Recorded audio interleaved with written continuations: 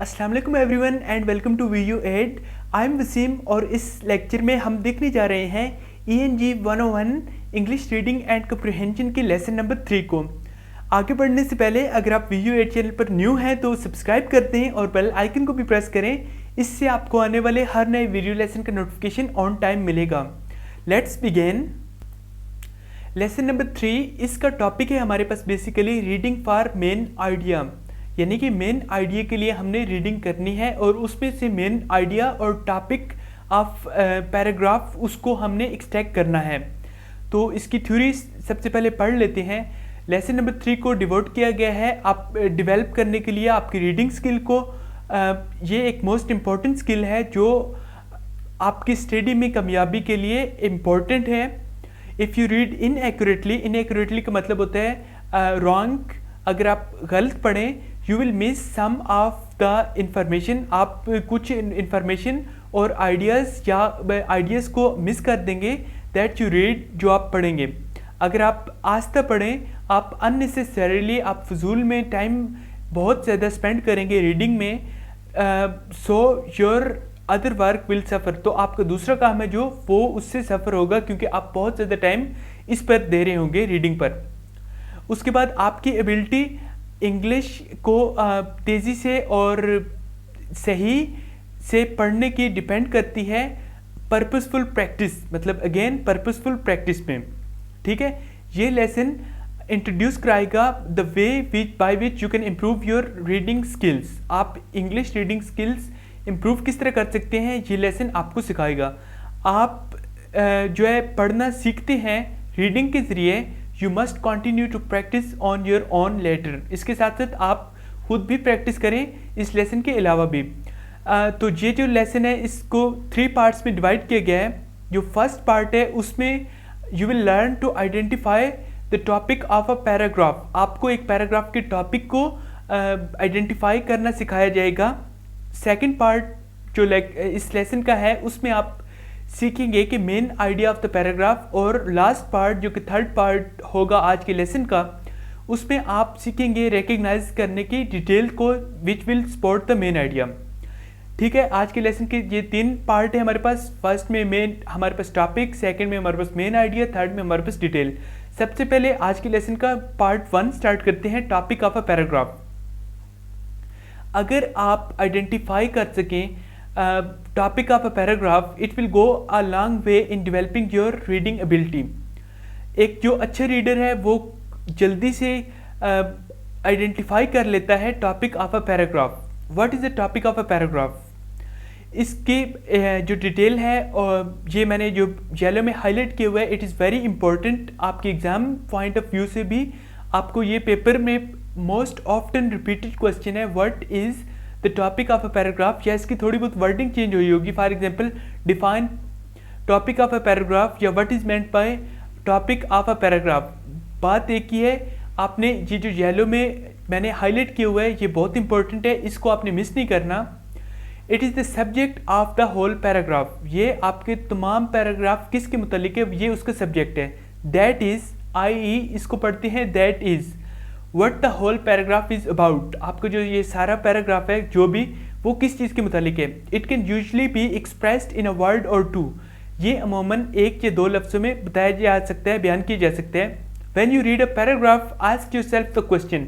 जब भी आप पैराग्राफ पढ़ रहे होते हैं अपने आप से एक सवाल पूछें, what is the writer trying to say और discuss throughout the paragraph. इस सारे पैराग्राफ में जो मुसन्निफ है, जो राइटर है, जो आथर है, वो क्या चीज़ कहने की बयान करने की कोशिश कर रहा है। And the answer that comes up from your heart और माइंड, जो भी आपके दिल या दिमाग में आंसर या जवाब आएगा will surely be the answer. वही जवाब होगा, वही आपका टॉपिक ऑफ अ पैराग्राफ। अगर आपको मैं उर्दू में सिंपल वर्ड्स में बताऊं तो आपका टॉपिक ऑफ अ पैराग्राफ ये बेसिकली 1 या 2 आपके अल्फाज होते हैं। पूरे आपने जो पैराग्राफ पढ़ा है वो किस चीज़ के मुतालिक है। फिर आपको बताया गया कि नंबर ऑफ, मतलब कई शॉर्ट पैसेजेस या paragraph taken from different text book आपको दिए गए हैं। At the end of each paragraph 3 और 4 पॉसिबल आंसर्स आर गिवन। आपने जो है सेलेक्ट करना है एक one which you consider is the topic of the paragraph. सबसे पहले हम टेक्स्ट 1 पैराग्राफ को पढ़ लेते हैं। इसमें हमें बताया गया है new species of plants are being discovered every year. Species मतलब आपकी जो ज़िंदा मखलूक प्लांट्स सियारे आर बीइंग डिस्कवर्ड मतलब उनकी दरियाफ्त हो रही है हर साल। इट इज़ एस्टिमेटेड, ये अंदाज़ा लगाया जा रहा है दैट द ईयरली एवरेज की सालाना जो औसत है फॉर द हायर ग्रुप और plants alone is approximately 4700 proposed new species. 4700 new species सालाना, इससे ज़्यादा है ग्रुप ऑफ प्लांट्स की।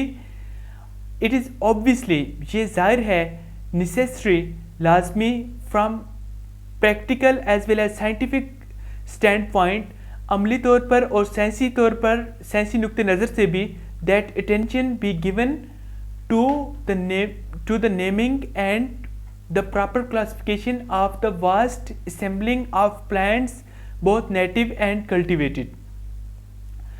ये अमली तौर पर भी और साइंसी नुक्ते नज़र से भी इम्पोर्टेंट है कि ये जो इतने ज़्यादा मतलब 4700 अप्रॉक्सीमेटली न्यू स्पीशीज़ सालाना आ रही हैं, इनका क्लासिफाई करें। किसी मतलब क्लासिफिकेशन से मुराद ये होती है कि टू डिवाइड आइटम्स या थिंग्स, उनको ग्रुप्स में डिवाइड करना और फिर उनके साथ उनका नाम मतलब रखना, ये इम्पोर्टेंट है। द साइंटिस्ट, साइंसदान हु डू दीज थिंग्स, जो इन चीज़ों को करते हैं, आर सिस्टमेटिक बायो साइंटिस्ट और टेक्सोनोमिस्ट्स। मोस्ट सर्टनली, बहुत ज़्यादा यकीनन, इट इज़ एसेंशियल, ये लाजमी है, for those who are working on various field, various का मतलब होता है कई, several fields of plant science, whether they are agriculturist जो कि ज़री शोबा से तल्लुक़ रखते हैं, उसके बाद है आपके पास फॉरेस्ट साइकोलॉजिस्ट और morphologist to know which plants they are dealing, they must know their proper scientific names and their relationship. ये आपके पास एक पैसेज है, एक पैराग्राफ है, इसमें आपको यही बताया जा रहा है कि हर साल एक 4700 से ज़्यादा आपके पास स्पीशीज़ आ रही हैं, तो उनको क्लासिफाई करना और उनका नेम मतलब देना, ये इम्पोर्टेंट है। तो जो साइंटिस्ट इनको नेम देंगे उनको नॉलेज होना चाहिए इसका। तो आपके पास ये 4 ऑप्शन है। ऑप्शन ए है आपके पास the role of taxonomist, option B है आपके पास new plant species, option C है प्लांट साइंस, ऑप्शन डी है importance of classifying new plant species. तो अभी आपने इसमें से चूज़ करना है। सो इसका करेक्ट आंसर मैं आपको बता देता हूँ। इसका करेक्ट आंसर आपके पास है option number D, importance of classifying new planet species. जो इसके बाद सेकंड पैराग्राफ है उसकी तरफ चलते हैं। The term group has long been a pivotal concept of sociology. Pivotal मतलब जो सेंट्रल है, जो मरकज़ी है। द टर्म मतलब जो टर्म है ग्रुप्स, ये एक लंबे अरसे से सोशियोलॉजी का मरकज़ रही है। A group is any number of human beings. Group जो है कोई भी नंबर हो सकते हैं इंसानों का। इन रेसिप्रोकल कम्युनिकेशंस इट में बी वेल टू एम्फसाइज मतलब होता है जोर देना, सर्टेन एस्पेक्ट्स मतलब कुछ ख़ास पहलुओं को, and implications of this short definition which beginning students, जो कि एक स्टूडेंट के शुरू होने से, एज वेल एज सम सोशियोलॉजिस्ट देमसेल्फ, कुछ सोशियोलॉजिस्ट हैं जो कि वो खुद भी फ्रिक्वेंटली अमूमन ओवरलुक, जो कि मतलब ओवरलुक कर देते हैं, निगलेक्ट कर देते हैं। ओवरलुक का मतलब निगलेक्ट कर देना या नॉट पे अटेंशन, और do not apparently fully appreciate fully, या उसको फुली मुकम्मल तौर पर अप्रिशिएट नहीं करते। सबसे पहले एक ग्रुप है वो रेफर्स करता है टू पर्सन्स, मतलब अशख़ास को, इन कम्युनिकेशन में। मेयर का मतलब होता है सिर्फ या ओनली, फिजिकल क्लोजनेस सिर्फ जो है आपकी जो फिजिकल जिस्मानी closeness. If there is not communication does not make a group.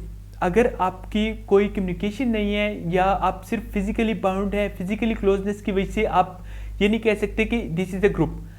The communication creates the group, जो आपकी कम्युनिकेशन है वो क्रिएट करती है group, and not the mere fact of spatial proximity और physically contact. Second, a group may be of any size from 2 persons to theoretically and potentially to the entire population of the world. बहुत important बात उसने की है कि आपके group किसी भी साइज का हो सकता है, 2 बंदों से लेकर दुनिया की सारी आबादी. Third, communication need not to be face to face by word of mouth. आपकी जो कम्युनिकेशन है लाजमी नहीं है कि आप मतलब ज़ुबान से बोलें. It may be indirect through writing और at long range through such instruments as the telegraph. अभी तो खैर टेलीग्राफ का या वो आपका जो लेटर्स का, ख़तों का वो दौर नहीं रहा. आजकल तो आपके पास एडवांस टेक्नोलॉजी, सोशल मीडिया, जिसमें आप नैनो सेकंड में कम्युनिकेट कर सकते हैं, बी इट व्हाट्सएप और फेसबुक और इंस्टाग्राम एट्सेट्रा. अच्छा जी, इसमें आपके पास अगेन 4 ऑप्शन है. Option A communication in groups, option B आपके पास है definition of a group, option C आपके पास है social limitations of a group, option C आपके पास है साइज ऑफ अ ग्रुप. ये आपका क्विज है. इसका आपने करेक्ट आंसर, जो भी आपको लगे करेक्ट आंसर है, आपने इस वीडियो के कमेंट में बताना है. फिर मैं आपको उसको चेक करके उसका करेक्ट आंसर भी बताऊंगा और उसकी रीज़न भी बताऊंगा. ये आपका एक क्विज है. आपने इस पैराग्राफ को मेरे साथ पढ़ा. अब जो भी आंसर आपको इन 4 में से लगता है करेक्ट है, तो आपने इस वीडियो के कमेंट सेक्शन में बताना है. हमारे पास थर्ड पैराग्राफ है. Plants observe water and mineral salts from the soil. जो पौधे हैं वो ऑब्जर्व करते हैं, जज़ब करते हैं पानी को और मिनरल साल्ट को फ्रॉम द सॉइल, मिट्टी से. दे टेक इन ऑक्सीजन, वो ऑक्सीजन को लेते हैं, and carbon dioxide from the atmosphere, वो एटमॉस्फेयर से, माहौल से कार्बन डाइऑक्साइड और ऑक्सीजन को लेते हैं. They manufacture sugar, starches, fats, proteins and scores of other substance. वो मैन्युफैक्चर करते हैं शुगर को, फैट्स को, प्रोटीन्स को और दूसरी चीज़ों को. They conduct materials from one part of the plant to another. they respire, they grow, they react to the environment in which they live. वो जिस माहौल में रहते हैं उसमें चेंजिंग लाते हैं. they reproduce, वो मतलब रिप्रोड्यूस भी करते हैं, नए पौधे भी उनसे जन्म लेते हैं उनके बीजों से. इन शॉर्ट, मुख्तसरन, plants carry on a number of activities. जो पौधे हैं वो कैरी ऑन करते हैं, जारी रखते हैं नंबर ऑफ बहुत सारी एक्टिविटीज़, सरगर्मियों का. दे डू वर्क, वो काम करते हैं. दे हैव फंक्शंस, उन्होंने कुछ, उनके पास फंक्शन होते हैं काम करने के लिए. Plants physiology is the area of botany concern with the study of these activities and functions.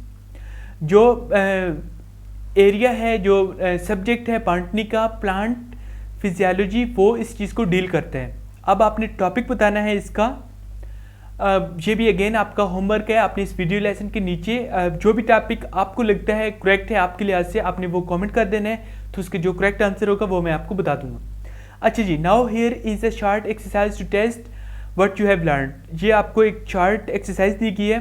Topic sentences are given followed by 3 statements. Choose the statement that best expresses the topic sentence. The first one is done for you. सबसे पहले जो है वो आपके लिए की गई है. The Nile, the largest river in Egypt, is unique because it. The Nile, दरिया नील, लार्जेस्ट, बड़ा, रिवर, दरिया इन इजिप्ट, मिस्र में, इज़ है यूनिक. यूनिक मतलब मुनफरिद है, बिकॉज क्योंकि इट. ये ए ऑप्शन है आपके पास, describes where Egypt is. Option A है आपके पास कि ये चूँकि बयान करता है मिस्र कहाँ पर है, इसलिए. ऑप्शन बी आपके पास है explains why the river is unique. Option C आपके पास है compares the Nile with other largest river.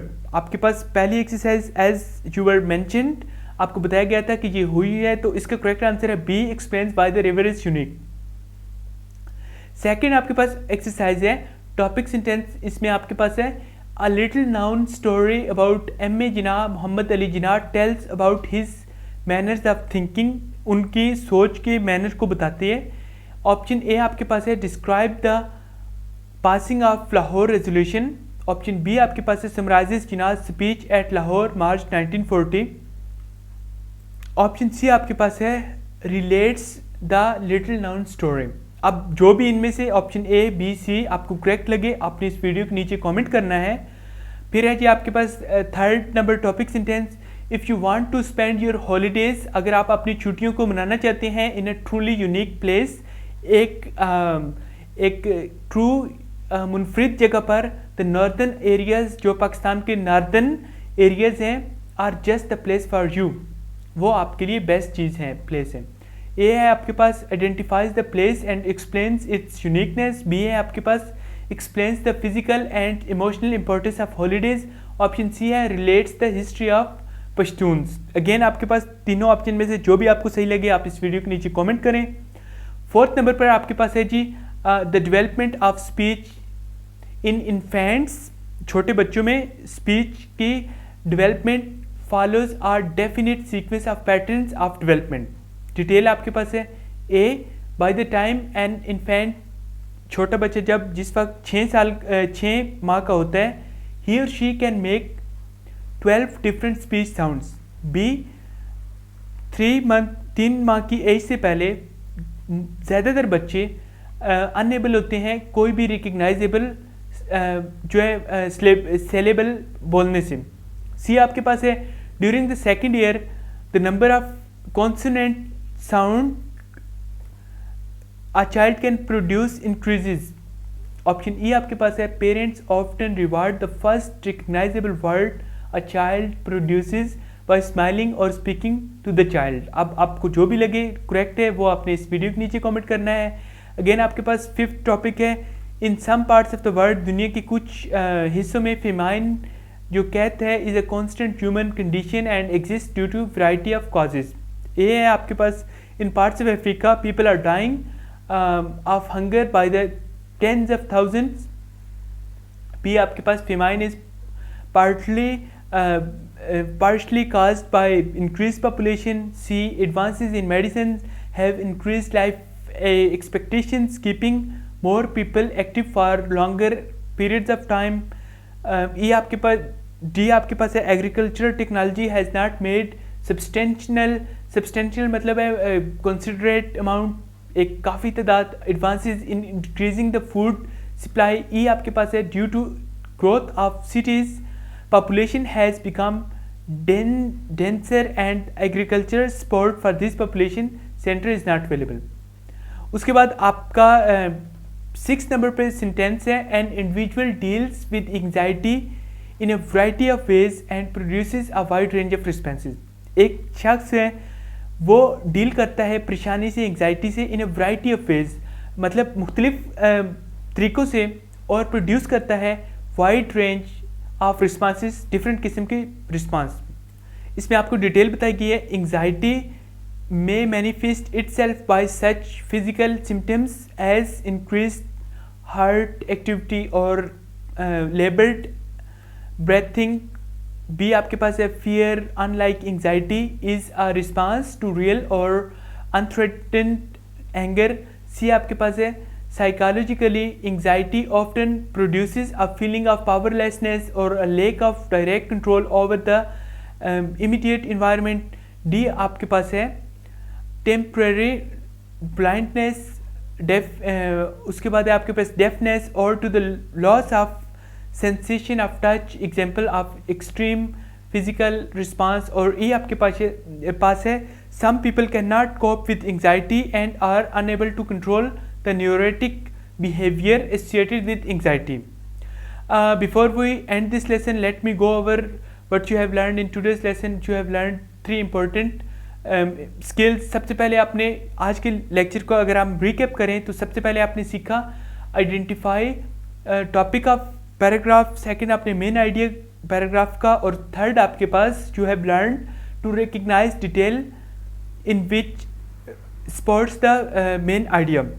तो ये जो आपके पास 6 टॉपिक पैराग्राफ्स हैं, इनमें से आपको जो भी लगे इनका करेक्ट आंसर है आपने इस वीडियो के नीचे कमेंट कर देना है और I will check and reply you. उसके साथ एक अनाउंसमेंट है स्टूडेंट्स के लिए. वो स्टूडेंट्स जिनका किसी भी वजह से डी ग्रेड आ गया है या एफ ग्रेड आया है, सप्ली आई है, किसी भी सब्जेक्ट में सीजीपी लो है, या उनको किसी भी subject computer, math, economics, MGT, accounting, Pakistan study या कंप्यूटर साइंस के कोई भी प्रोग्राम या जो भी सब्जेक्ट है उसमें उनको डेफिशिएंसी है, समझ नहीं आ रहा, ऑनलाइन क्लासेस लेना चाहते हैं, किसी सब्जेक्ट के आपने असाइनमेंट्स बनानी है, क्विज सॉल्व कराना है, जीडीवी को सॉल्व कराना है, एलएमएस को मैनेज कराना है, अगर आप जॉब करते हैं आपके पास टाइम नहीं है, पास पेपर्स चाहिए, व्हाट्सएप ग्रुप में ऐड होना है, तो आपको ये नंबर +923440297855 आपकी स्क्रीन पर नज़र आ रहा है। ये नंबर आपको कमेंट सेक्शन में और उसके साथ साथ वीडियो के डिस्क्रिप्शन में भी मिल जाएगा। किसी भी वक्त आप मैसेज करके हेल्प ले सकते हैं। आई होप आपको ये वीडियो लेसन अच्छा लगा होगा। अगर आपको ये वीडियो अच्छी लगी तो इसको लाइक कर दें और कमेंट सेक्शन में आज के 6 जो हमने पढ़े हैं पैराग्राफ, उनके जो भी आपको लगता है करेक्ट आंसर है आप उनको आंसर करें। ये आपका एक तरह का होमवर्क है, तो मैं आपको चेक करके इंशाल्लाह I will try to reply you. Till next time, take care, अल्लाह हाफिज़।